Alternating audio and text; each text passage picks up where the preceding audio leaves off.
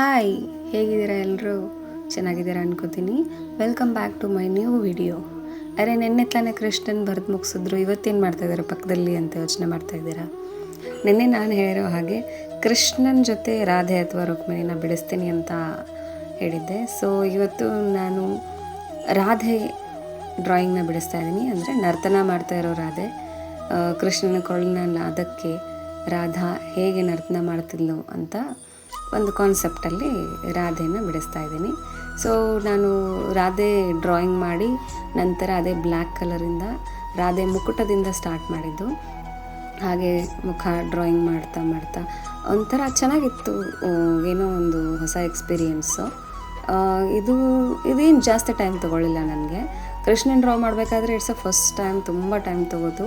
But Radhe drawing ಮಾಡಬೇಕಾದ್ರೆ okay, ಪರವಾಗಿಲ್ಲ, ಸ್ವಲ್ಪ ಕಡಿಮೆನೇ ಸಮಯ ತಗೋತು ಅಂತ ಹೇಳ್ಬೋದು. ಬಟ್ ಕೃಷ್ಣನಿಗಿಂತ ಕಷ್ಟ ಆಗಿದ್ದು ರಾಧೆ ಡ್ರಾಯಿಂಗಲ್ಲೇ. ಬಿಕಾಸ್ ಅವ್ರ ಮುಕ್ಕುಟ, ಅವ್ರ ಕೂದಲು, ಆ ಮುಖ, ಮೂಗು, ಆ ತುಟಿ ಎಲ್ಲ ಡೀಟೇಲಿಂಗಾಗಿ ಬಿಡಿಸ್ಬೇಕಾದ್ರೆ ತುಂಬಾ ಕಷ್ಟ ಆಯಿತು. ಸೊ ಫೈನಲಿ ಒಂದು ಒಳ್ಳೆ ಶೇಪ್ ತಗೋತು ಮುಖ. ಕಂಪ್ಲೀಟ್ ಆದಮೇಲೆ ಚೆನ್ನಾಗಿ ಕಾಣಿಸುತ್ತೆ. ಬಟ್ ಇವಾಗ ಇನ್ನೂ ಶೇಪ್ ಬಂದಿಲ್ಲ ಕರೆಕ್ಟಾಗಿ. ಸೊ ಎಲ್ಲ ಕಂಪ್ಲೀಟ್ ಆದಮೇಲೆ ಚೆನ್ನಾಗಿ ಕಾಣಿಸುತ್ತೆ. ನನಗೊಂದು ಇಷ್ಟ ಆಯಿತು.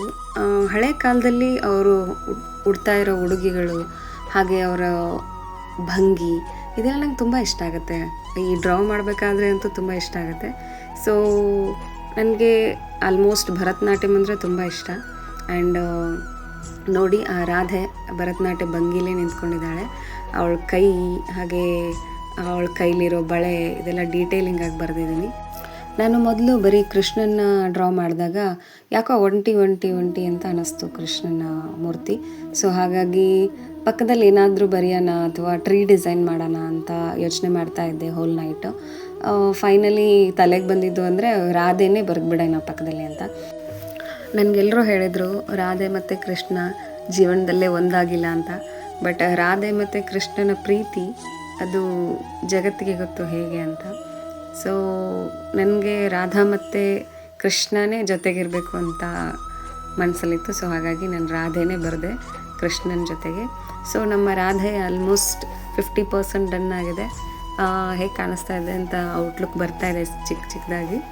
ಸೊ ನೋಡಿ, ಕಂಪ್ಲೀಟ್ ಆಗ್ತಾಯಿದೆ. ಕೆಳಗಡೆ ಅವರ ರಾಧೆ ಡ್ರೆಸ್ ಕಂಪ್ಲೀಟ್ ಆಗಿ ಬಂತು. ಹಾಗೆ ನೀವೆಲ್ಲ ಹೇಳಿ ನನ್ನ ಶ್ಯಾಡೋ ಆರ್ಟ್ ನಿಮಗೆ ಹೇಗೆ ಅನ್ನಿಸ್ತು ಅಂತ. ಆಲ್ಮೋಸ್ಟ್ ಈ ಥರದ ವಿಡಿಯೋಸ್ ನಾನು ಎಲ್ಲೂ ನೋಡಿರಲಿಲ್ಲ, ಶ್ಯಾಡೋ ಆರ್ಟ್ ಆ ಥರ. ನನಗೇನೋ ಒಂಥರ ಚೆನ್ನಾಗಿ ಅನ್ನಿಸ್ತು.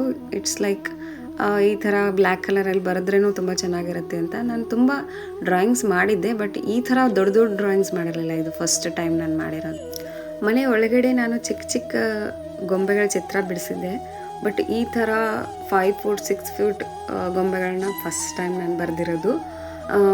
ಫಸ್ಟ್ ಅಟೆಂಪ್ಟಲ್ಲೇ ಚೆನ್ನಾಗಿ ಬಂತು ಕೃಷ್ಣ. ಬಟ್ ರಾಧೆನೂ ಚೆನ್ನಾಗಿ ಬರಲಿ ಅಂತ ಅನ್ಕೋತಾ ಇದ್ದೀನಿ ಮನಸ್ಸಲ್ಲಿ. ಸೊ ಕಂಪ್ಲೀಟ್ ಆಗ್ತಾ ಇದೆ ಆಲ್ಮೋಸ್ಟ್ ನಮ್ಮ ರಾಧೆ ಡ್ರಾಯಿಂಗ್.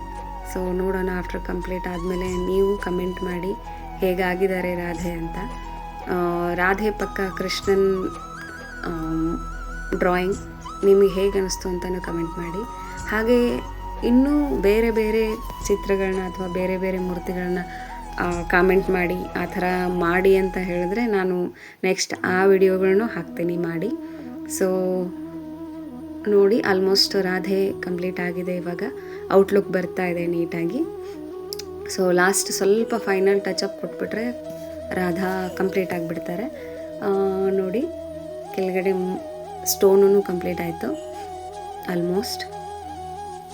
ಇವಾಗ ಲಾಸ್ಟ್ ಟಚಪ್ ನಡೀತಾ ಇದೆ. ಸೊ ಟಚಪ್ ಆದಮೇಲೆ ನೀಟಾಗಿ ರಾಧೆ ಔಟ್ಲುಕ್ ಬರುತ್ತೆ. ಸೊ ನಿಮಗೆಲ್ಲ ನಮ್ಮ ರಾಧೆ ಹಾಗೂ ಕೃಷ್ಣ ಇಷ್ಟ ಆಗಿದರೆ ಪ್ಲೀಸ್ ಲೈಕ್, ಶೇರ್ ಹಾಗೂ ಸಬ್ಸ್ಕ್ರೈಬ್ ಮಾಡಿ. Thank you so much.